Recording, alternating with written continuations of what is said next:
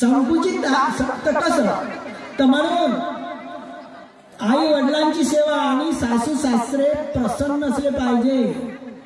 जर हे प्रसन्न नसतील तर देवता लोक तुमचा निरोप चतुर्माराधिक देवता लोकांपर्यंत नाही नेऊ शकत. म्हणून सासू सासरा आई वडील प्रसन्न असले पाहिजे असं त्यांचं समाधान करावं लागते. तेव्हा या भूमीवरील देवता, तर भूमीवरील देवता कोण आहे? अभिधम्मत संघो या ग्रंथामध्ये लिहिलं आहे.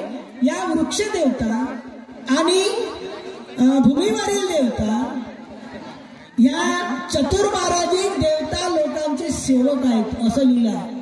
ज्या शब्दात आहेत त्या शब्दात सांगतो. तुम्हाला काय मी खूप मोठ्या भ्रमामध्ये नेत नाही. सेवक आहे ते. आणि हे सेवक आपल्या पुण्य पाविता करण्यासाठी तुमच्यावर सुद्धा लक्ष ठेवत असतात. तुम्ही अष्टशील घेता पण पालन करत नाही. आणि म्हणून आपलं तरुणपण आहे, आपण हसतो, खूप प्रसन्न असतो. मराच्या वेळेस प्रसन्न राहाल का तुम्ही? मराच्या वेळेस हसत मराल का? बरं, दररोजचं मरण सोडा. दररोज संध्याकाळी मरता, सकाळी जिवंत होता, संध्याकाळी मरत असताना तरी प्रसन्नतेने मरता काय तुम्ही? प्रसन्नतेने आराम करता का तुम्ही? आणि जर तुम्ही प्रसन्नतेने आराम करत असाल तर त्याचे काही लक्षण आहे. तुम्हाला ते मिलियन प्रश्नामध्ये लिहिलेले आहे. तुम्ही पाहून घे जा. 5 प्रकारचे स्वप्न पडत असतात आणि तेही स्वप्न आपल्या पुण्य पावनीतीच्या आधारावर पडतात. अकुशल कर्माच्या आधारावर सुद्धा पडत असतात. आणि म्हणून तुमच्या या जीवनामध्ये हे अष्टमी अमावस्येच्या उपवासात कमजोर समजू नका. आपण कमजोर समजतो. कधी समजतो? कधी लग्न असलं आहे की नाही, समजतो की नाही? नाचता येते तर नाचतो आणि दुःख आलं तर भांतुजीला म्हणतो मैत्री द्या. आता जमल का? नाही नाचता आलं तर क्लास लावतो. आता कसं आहे तुमचं? तुम्हाला कोणा ठिकाणी न्यायचं आहे की नाही?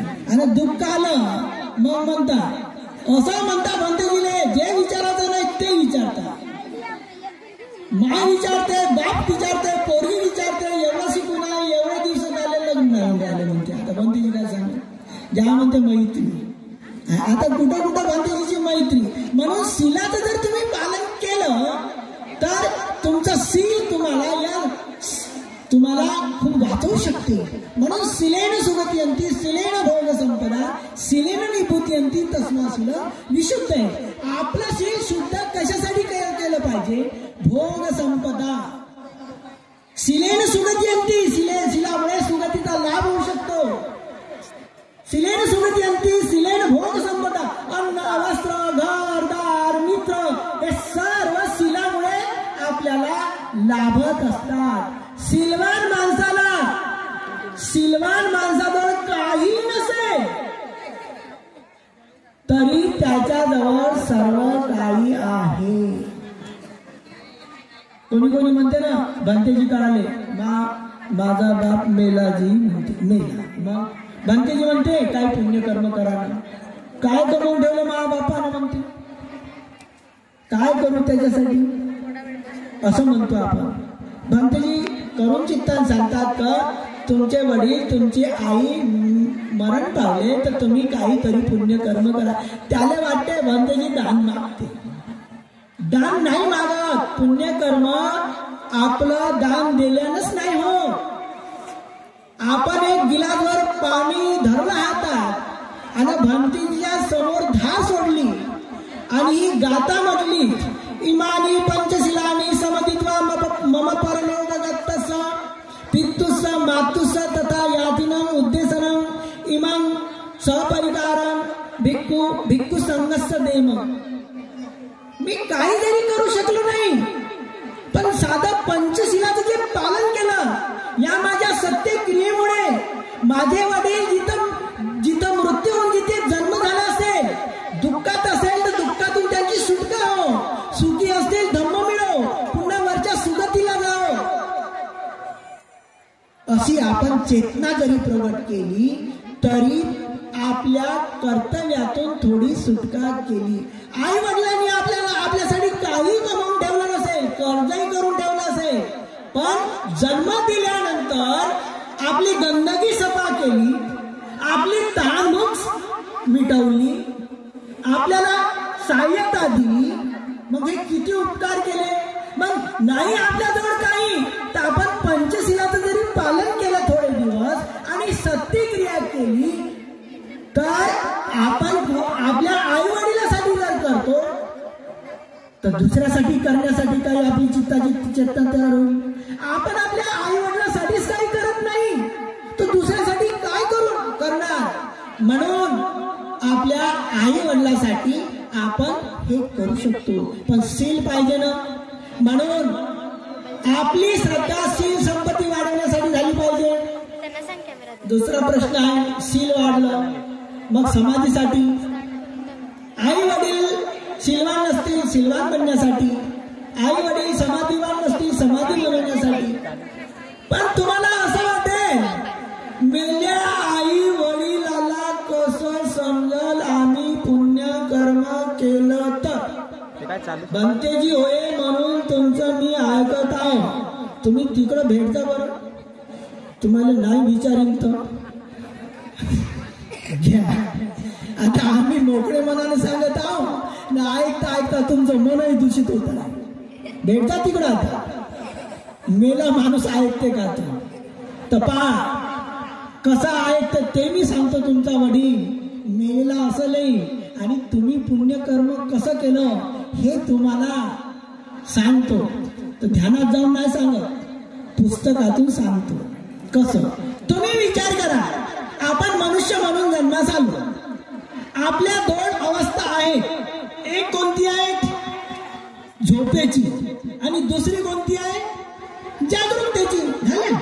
मग झोपेच्या सुद्धा दोन अवस्था आहेत. कोणत्या, स्वप्नाची झोप आणि एक गाढ झोप. ठीक आहे. स्वप्नाचे सुद्धा 5 प्रकार आहेत. कोणते आहेत, आपण नेहमी वारंवार जे काम करत असलो त्याच्या आधारावर स्वप्न पडते. दुसरं, वातावरणामध्ये जर बदल पडला, आपल्या शरीरातले वात पित्त कफ याचं प्रमाण वाढते, कमी जास्त होते, त्याच्या आधारावर स्वप्न पडते. तिसरं, देवता लोकांच्या प्रभावाखाली आल्यामुळे पडते. चौथा, भविष्यातील घटनामुळे पडते. आणि पुन्हा भविष्यात असे काही 5 आहेत. तर प्रश्न असा आहे, तिसरं स्वप्न जे आहे हे महत्वाचं आहे. देवता लोकांच्या प्रभावाखाली आल्यामुळे जे स्वप्न पडते त्या स्वप्नाशी तुम्ही केलेलं पुण्यकर्म तुमच्या आई वडिलाला कसं मैत्री देते, कसं व्हायब्रेशन देते हे त्याच्यातून समजून येते. ते कसं, देवता लोकांच्या प्रभावाखाली आल्यामुळे जे स्वप्न पडते. आता तुम्ही विचार करा, तुम्ही श्रद्धावान उपासिका आहे, कोणाचे आहे, भगवंताचे आहे का ज्ञानज्योतीचे आहे का शिलानंदचे आहे? नाही जी, तुमच्या या त्याच्या. एवढे आम्ही श्रद्धावान आहोत. भंतेजी ठीक आहे किंवा भगवान बुद्ध आहे, तुम्ही एवढे वेळ वंदना म्हणता. असा एखादा दिवस आहे का ज्या दिवशी तुम्ही स्वप्नामध्ये तुम्हाला भगवान बुद्ध दिसले? सांगा बरं. आणि तुम्हीच तर म्हणता मनी असे ते स्वप्नी दिसे, मोठ्या गोष्टी सांगता रिकाम परिचय. मग तुमच्या मनात भगवान बुद्ध नाही का? म्हणून कधी भगवान बुद्ध सुद्धा दिसू शकते आपल्याला, भिक्षू सुद्धा दिसू शकतात. आपण वंदना करताना सुद्धा स्वप्नामध्ये दिसू शकतो. आणि मग ते 5 स्वप्न झोप गेल्यावर किती लोकांना सांगतो तो आहे की नाही. याने सांगू त्याने सांगू, हो भंतेजीची मैत्री आली माझ्यावर, दिसले ना वंदना म्हणतात. तर म्हणून भंतेजी ते जमणारा तुमच्यात येणार. तुमच्या पुण्य कर्मामुळे जे धम्मशासनाची रक्षा करणारे देवता लोक आहेत ते तुमच्या पुण्य कर्मावर जेव्हा प्रसन्न होत असतात तेव्हा ते स्वप्न पडतात. आणि जेव्हा तुमच्या पुण्य कर्म कमी होतात तेव्हा यक्ष लोक आहेत, धर्माला न मानणारे आहे, ते स्वप्न पडते. तेव्हा तुम्ही भयभीत होता, मन संयमित राहत नाही. झोपेमध्ये झोप गेल्यानंतर डोकं जड होते, तब्येती बिघडतात, औषध लागत नाही. तर म्हणून जसं देवता लोकांच्या प्रभावामुळे स्वप्न पडते तसं तुमच्या जीवनामध्ये तुम्ही कधीतरी पुण्यकर्म करता की नाही? कमीत कमी दान देत असा, लहानात लहान भिक्षूला आणि मोठ्यात मोठ्या भिक्षूला देता दान, ठीक आहे. आता परित्राण पाठ किंवा प्रवचन यामध्ये फरक राहील. विद्वान भिक्षू खूप प्रवचन देईल, खूप सुप्त म्हणून, पण आशीर्वादाची गाथा दुसरे म्हणतील एकच राहील की नाही? भंतेजी ज्ञानज्योतिराव तो कोणी ओळखली भंतेजीराव, तुम्ही दिलेल्या दानावर जी आशीर्वादाची गाथा आहे तर ज्ञानज्योतिची काय दुसरी राहणार आहे का? चप्पल साधारण भिक्षूची दुसरी राहणार आहे का? नाही. ती आशीर्वादाची गाथा ती उपासकांच्या लक्षात असली पाहिजे. आम्ही तुम्हाला किती मंगल म्हटलं पण ती गाथा अशी आहे. आकाशटाचं भूमट्टा पा आला ना शब्द, आकाशटाचं भूमट्टा, भूमीवरील देवता. जसं त्या बाबूनं सांगितलं की चतुर्माराजिक देवता लोक तुमच्या शिलाचं पालन करतात, पण चतुर्माराजिक देवता या भूमीवर राहू शकत नाही. सुमेरू पर्वताची जे हाईट आहे नाही का, इथून 42 योजन, त्याच्यातील 2021 काहीतरी योजना आहे, त्याच्या मध्यस्थी चतुर्माराजिक देवता लोक राहत असतात. सुमेरू पर्वताच्या बरोबरीनं 33 देवता लोकांचं ते त्यावेळेस स्थान आहे. पण भूमीवरील देवता जेव्हा तुम्ही दान देता, जेव्हा अनुमोदन होते, आकाशटाचा भूमट्टा भंतेजी म्हणतात. भंतेजी बाहेर झाली असं नेहमी म्हणते तेच गाता. म्हणून भूमट्टक देवता या सुद्धा तुमच्या अष्टशिलात चतुर अंगुत्तर निकायामध्ये चतुर्थ निपातामध्ये लिहिलेलं आहे. आणि देवता लोक कसे उपस्थित होतात हे नंद मातेचं उदाहरण आहे. भगवंताच्या काळात ज्या देवता लोकांनी नंद मातेला तिचं सूत्रपठण सुरू असताना ध्यान झाल्यानंतर तिच्या सूत्रपठणामध्ये चतुर्माराजिक देवता नाही का जेव्हा उपस्थित राहिल्या होत्या नाही का, तर त्या कशा उपस्थित राहिल्या? आता एवढे हात वर करा बरं. कोणाच्या ध्यानामध्ये वंदन केल्या म्हणजे चतुर्माराजिक देवता उपस्थित राहिल्या तर सांगा बरं. आणि त्या कशा राहिल्या असतील, कसं ध्यान केलं असेल तिनं नाही का. तर म्हणून हे उदाहरण तेवढं लांब नाही जात होतं, तुम्हाला काही तेवढी ऐकायची गरज नाही, जाऊ द्या. तर म्हणून उपासिकांना उपासिकाचे उदाहरण पाहिजे. देवता लोक पूजेमध्ये, वंदनेमध्ये, सूत्रपठणामध्ये देवता लोक बोलू शकतात. उपासिका देवता लोकांसोबत बोलतात, देवता लोक उपासिकासोबत बोलतात. अंगुत्तर निपायामध्ये आहे, नंद मातेचं उदाहरण आहे, तुम्ही पुस्तकात पाहून घे जा, ठीक आहे. तर म्हणून आपल्याला वेळ मिळाला तर सांगीन नंतर शेवट.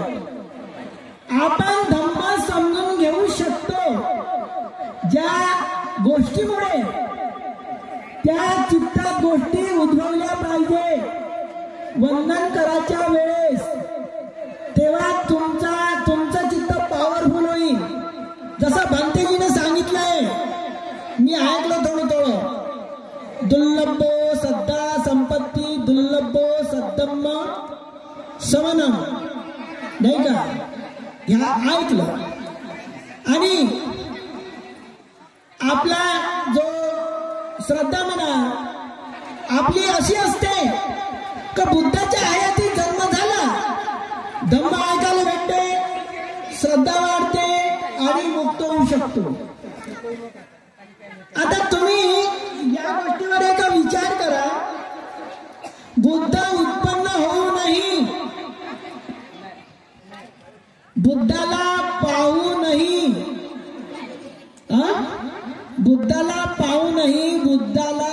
बुद्धाविषयी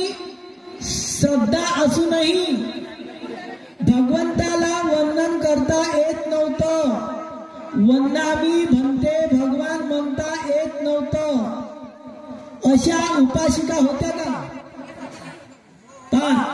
भगवंताला डोळ्यानं पाहत होत्या उपासिका. एक नाही दोन नाही हजारोच्या संख्येनं